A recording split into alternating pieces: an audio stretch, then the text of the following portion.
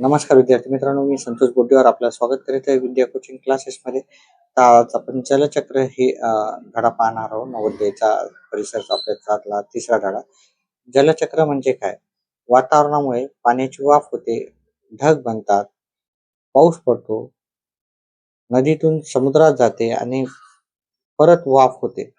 यालाच आपण जलचक्र म्हणतो. काय होते? पहिले पहा, पाण्याची वाफ होते. वाफ जी झाली ती काय होतात, त्याचे ढग बनतात, है की नाही? आणि ढग बनल्यावर मग ते ढग बनल्यावर आपण काय होतात, खूप सारे ढग साचतात. त्यामुळं पाऊस आपल्याला पडतो.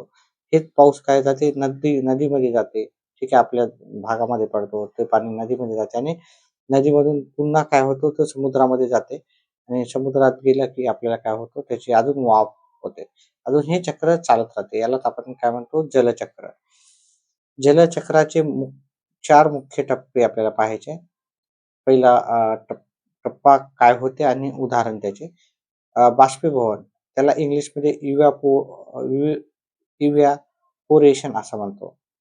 ह्या बाष्पीभवनामध्ये काय होते, सूर्याच्या उष्णतेने नदी, तलाव, समुद्रातील पाणी वाफ बनून हवेत जाते. म्हणजे नदीचं पाणी काय होतं, किंवा जिथं-जिथं पाणी आहे त्याचं काय होते, वाफ बनते. समुद्राचं शक्यतो पाणी, समुद्रामध्ये फार पाणी असते. ते काय होते, वाफ होतं. त्याच्यामध्ये त्याच्यानंतर काय होते, याचं उदाहरण काय, उन्हात ओले कपडे सुकणे. आता तर तुम्ही उन्हामध्ये ओले कपडे टाकले तर ते सुकून जातात. परंतु इथे जास्त वेगवेगळे उदाहरण पण देऊ शकतात. एवढं लक्षात ठेवा. म्हणजे जर आपल्याला काय होतं, सूर्यप्रकाश जेव्हा जास्त होतो, म्हणजे जसं उन्हाळ्याच्या दिवसामध्ये काय होतं, आहे की नाही? पाणी काय होतं, सुकून जातं. त्यालाच आपण काय म्हणतो, पाण्याची वाफ होणे. तर पहिले होणे पाण्याची वाफ होणे, एवढं लक्षात ठेवा. ठीक आहे. पाणी वाफ बनून हवेत जाते.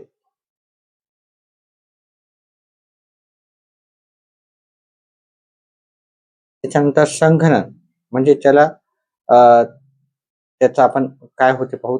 हवेतील वाफ थंड होऊन लहान लहान पाण्याच्या थेंबात बदलते आणि ढग बनतात. ठीक आहे. तर संगणनमध्ये आपल्याला ते वाफ काय होते, ढग बनतात. झाडाच्या पानावर दव, थंड पाण्याच्या बाटलीवर दव. हे काय होतात पहा, जेव्हा दवबिंदू पडतात ना, ठीक आहे, ही वाफ वरी जाते आणि त्याचे दवबिंदू होऊन खाली पडतात. तिसरं याच्यात आहे अवक्षेपण.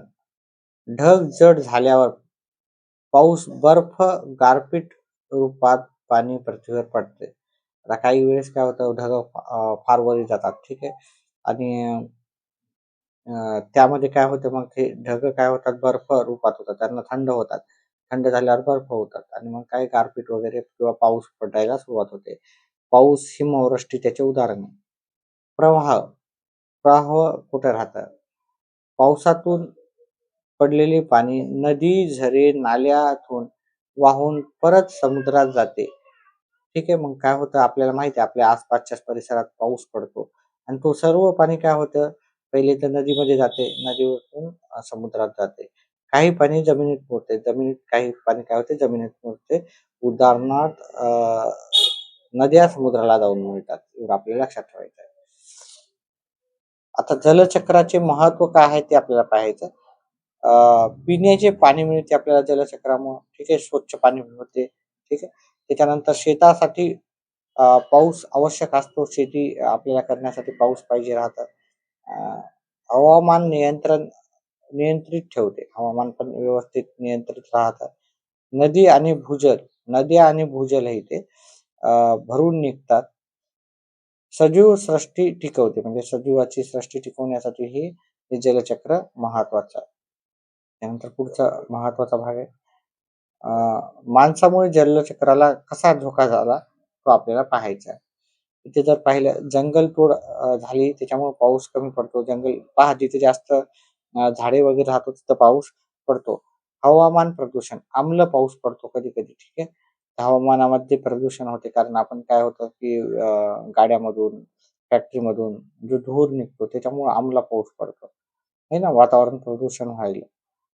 त्याच्यानंतर जास्त पाणी उपसा, भूजल पातळी खाली. जर आपण जास्त जमिनीतून पाणी उपसतो आहे ना, आजकाल जिथे जिथं तिथं बघितलं तर बोर पाडल्या चाललं. त्याच्यामुळे काय होतं, जमिनीतून जास्त पाणी काय व्हायला, उपसा व्हायला. त्याच्यामुळे जी भूजल पातळी आहे ती कमी कमी होत चालली. ग्लोबल वॉर्मिंग, अनियमित पाऊस, पूर आणि दुष्काळ. आता ग्लोबल वॉर्मिंग म्हणजे तापमानात फार वाढ व्हायली. तापमानात वाढ वाढली त्याच्यामुळे काय व्हायलं, पाऊस कधी पण पडतोय, हे की नाही? कधी पण पूर येतो, दुष्काळ येतो कधी-कधी. चला याच्यावर आधारित काही प्रश्न पाहूत आपण.